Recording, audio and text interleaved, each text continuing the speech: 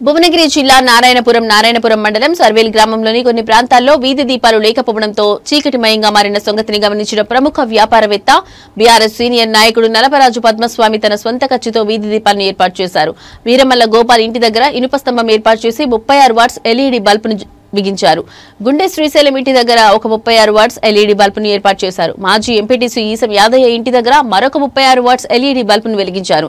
ఈ సందర్భంగా నలపరాజు పద్మస్వామి మాట్లాడుతూ రానున్న రోజుల్లో సర్వేల్ గ్రామ ప్రజల ఆశీర్వాదంతో మరిన్ని అభివృద్ధి పనులు చేపడతారని హామీ ఇచ్చారు.